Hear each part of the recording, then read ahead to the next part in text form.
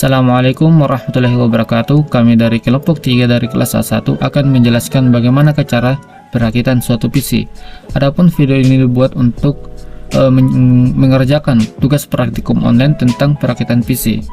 Lalu apa aja sih yang kita perlukan sebelum merakit PC? Yang pertama itu kita perlukan obeng plus minus untuk nantinya akan digunakan untuk melonggarkan dan mengencangkan suatu sekrup.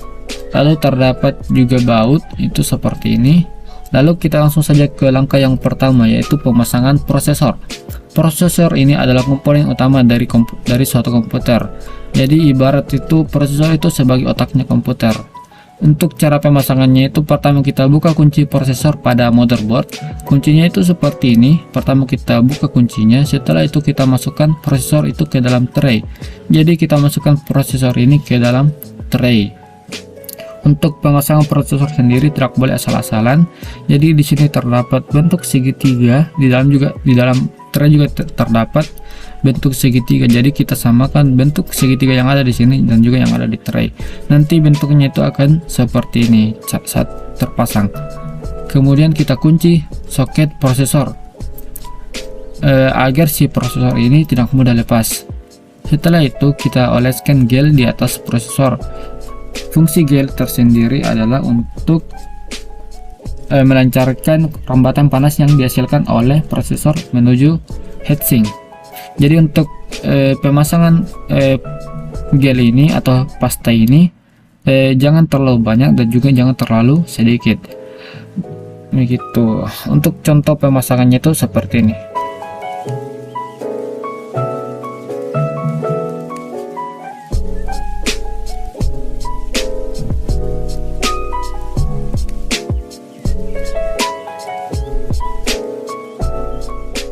Langkah selanjutnya ialah pemasangan heatsink. Heatsink itu bentuknya seperti ini dan juga terdapat bentuk-bentuk lain, tapi yang kita jelaskan itu seperti ini. Heatsink sendiri gunanya untuk mendinginkan prosesor. Jadi ketika kita menjalankan komputer lama-kelamaan prosesornya akan panas. Jadi heatsink di sini untuk mengurangi panas yang dihasilkan oleh prosesor tersebut. Lalu untuk cara pemasangannya itu pertama kita lihat kunci dari heatsinknya. Kuncinya itu seperti ini, terdapat 4 buah kunci. Lalu kita arahkan panah kunci dari kunci heatsink ini menjauh 90 derajat dari posisi semula. Jadi kita putar kuncinya ini menjauh 90 derajat dari posisi semula. Setelah itu letakkan heatsink di atas motherboard. Jadi di motherboard ini terdapat lubang yang akan diisi oleh 4 buah kunci dari heatsinknya. Lalu kita masukkan 4 buah kuncinya itu ke dalam lubang yang ada di dalam motherboard. Setelah itu kita kuncikan secara perlahan dan kuncikan heatsink secara zigzag. Jadi cara menguncinya itu dengan cara memutar kembali kunci heatsinknya agar si heatsink ini dapat terkunci dengan motherboard agar tidak mudah lepas. Untuk contoh pemasangannya itu seperti ini.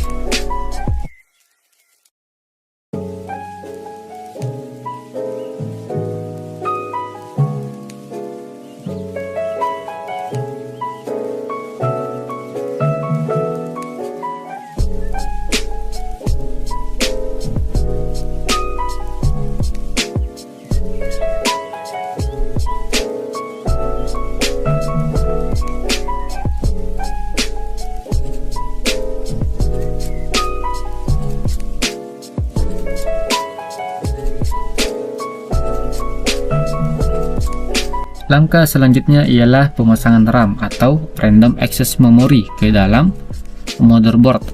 Yang pertama itu yang kita lakukan adalah membuka kunci RAM-nya. Jadi kunci RAM itu seperti ini yang berwarna putih ini. Untuk cara membukanya itu kita tekan ke arah luar. Setelah terbuka baru kita masukkan RAM ini ke dalam soket yang tersedia. Jadi soketnya itu seperti ini. Kita masukkan ke dalam soketnya. Pemasangan RAM itu tidak boleh asal-asalan. Jadi di sini terdapat pembatas dan juga di dalam soket juga terdapat pembatas untuk agar saat pemasangan RAM itu tidak terbalik. Jadi di bagian ini lebih luas dibandingkan dengan bagian yang ini. Begitu pula dengan soketnya. Bagian ini lebih luas dibandingkan dengan bagian yang ini, jadi jangan sampai terbalik saat pemasangan RAM. Setelah itu kita tekan ke bawah hingga berbunyi klik. Itu artinya RAM itu terpasang dengan benar. Bunyi klik ini dihasilkan oleh kunci RAM-nya. Jadi ketika RAM ini terpasang dengan benar, maka pengunci RAM-nya itu akan terkunci secara otomatis begitu. Untuk contoh pemasangannya itu seperti ini.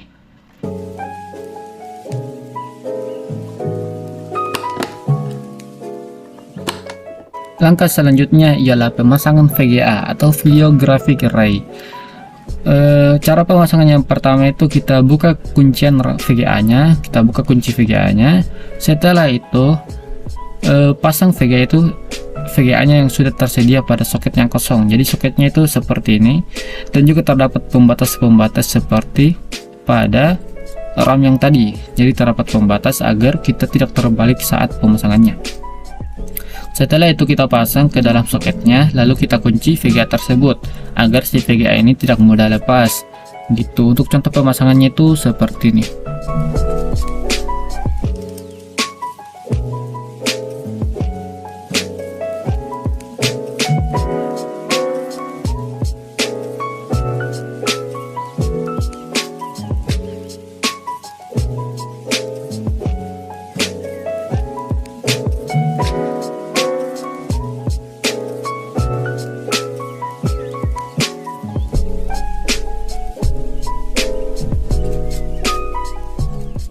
Selanjutnya ialah pemasangan motherboard.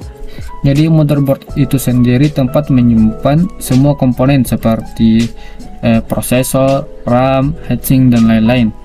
Langkah yang pertama itu tentukan posisi lubang pada setiap dudukan plastik dan logam.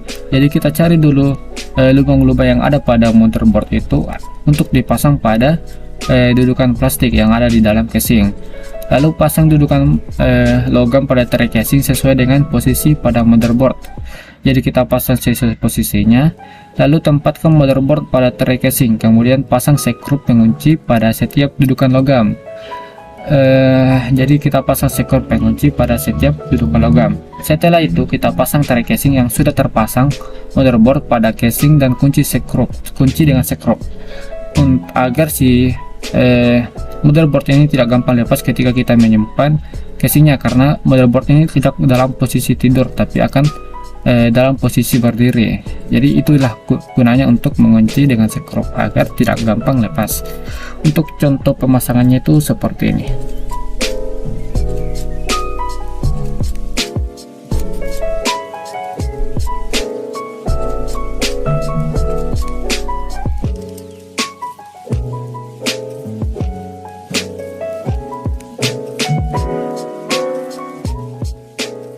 Lalu kita ke langkah selanjutnya, yaitu pemasangan power supply. Namanya supply itu fungsinya untuk menyuplai energi listrik ke semua komponen-komponen yang ada di dalam casing. Jadi semua komponen yang akan di dalam casing itu akan disuplai menggunakan power supply. Untuk cara pemasangannya itu pertama kita masukkan power supply itu pada rak bagian belakang casing. Jadi bagian belakangnya itu seperti ini. Pada keempat buah sekrup pengunci. Jadi power supply ini akan dikunci menggunakan 4 buah sekrup pengunci. Itu tepatnya seperti ini. Ini 1, 2, 3, dan 4. Fungsinya agar tidak gampang lepas. Kemudian kita hubungkan konektor power dari supply ke motherboard agar si motherboard ini terhubung dengan power supply. Begitu. Untuk contoh pemasangannya itu seperti ini.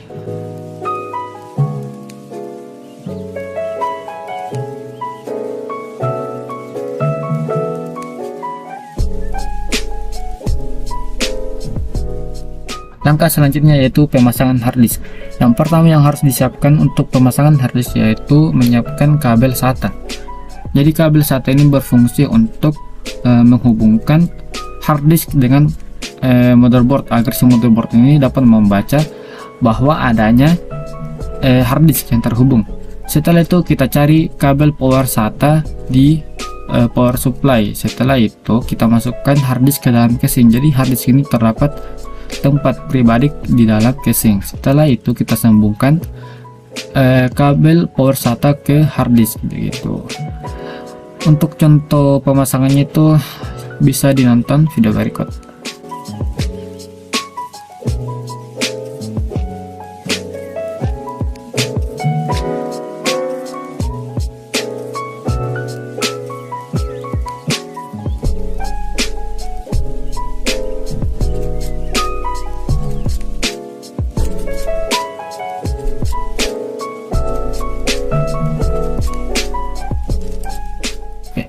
Langkah selanjutnya ialah pemasangan kabel front. Jadi kabel front itu sekumpulan kabel yang berfungsi untuk menghubungkan tombol-tombol seperti tombol power, reset, terus ada power LED dengan motherboard. Jadi ketika kita menekan tombol power, maka komputer tersebut akan hidup.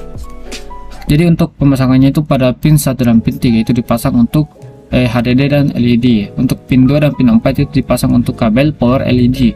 Untuk pin 5 dan pin 7 itu dipasang untuk kabel reset SW.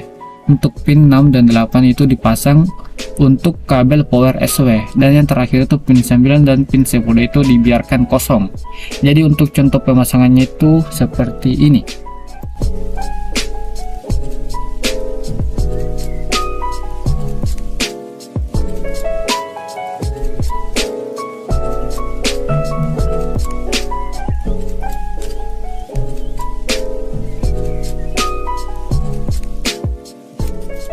Baiklah, kita masuk ke evaluasi praktikum.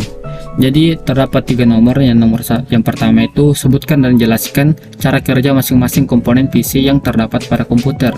Jadi penjelasan sudah kami jelaskan, seperti penjelasan dari prosesor, heatsink dan lain-lain.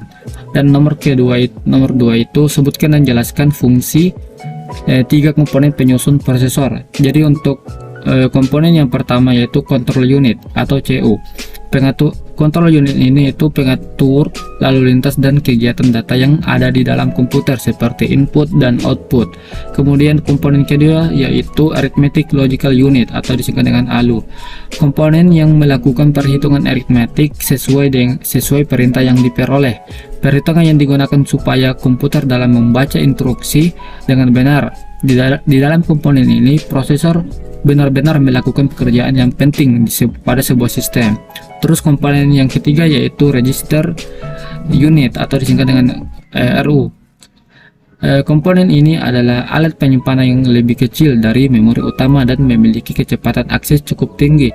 Data yang diolah oleh CU atau control unit dan ALU atau arithmetic logical unit akan disimpan di komponen ini untuk nantinya diolah kembali.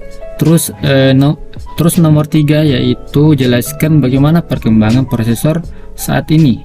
Pada zaman dulu, teknologi prosesor itu belum canggih jika dibandingkan dengan teknologi prosesor saat ini. Penamanya pun belum menjadi prosesor, melainkan masih mikroprosesor. Mikroprosesor ini merupakan chip yang bertugas untuk mengolah data sederhana sesuai dengan namanya. Mikroprosesor itu memiliki arti mikro yang artinya kecil atau sangat kecil, dan prosesor yang artinya alat pemproses. Sejarah prosesor dari zaman ke zaman itu memang unik. Sebelum bermunculan prosesor Intel dan AMD yang cukup mendominasi di Indonesia, sebenarnya banyak produsen-produsen prosesor yang ikut terlibat di dalam perkembangan teknologi prosesor, yang diantaranya adalah ada Apple, Cyrix, ada IBM. Dan saat ini itu teknologi prosesor yang terkenal dan dikembangkan khusus gadget adalah Qualcomm.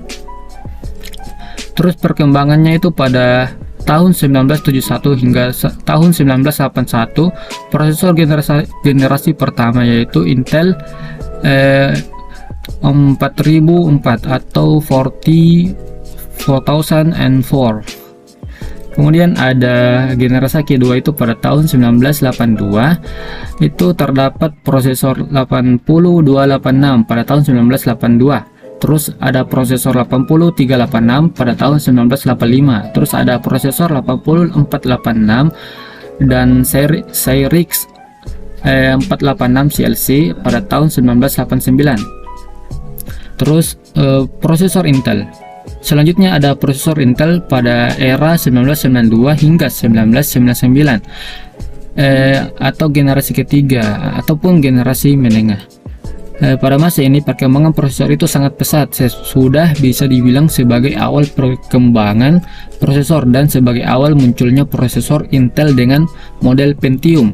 Pada masa ini merupakan titik balik perkembangan prosesor yang bisa dibilang sebagai perkembangan prosesor yang membuat komputer itu menjadi lebih canggih. Dan pada era 2000 hingga 2008 ini membuat perkembangan prosesor semakin canggih.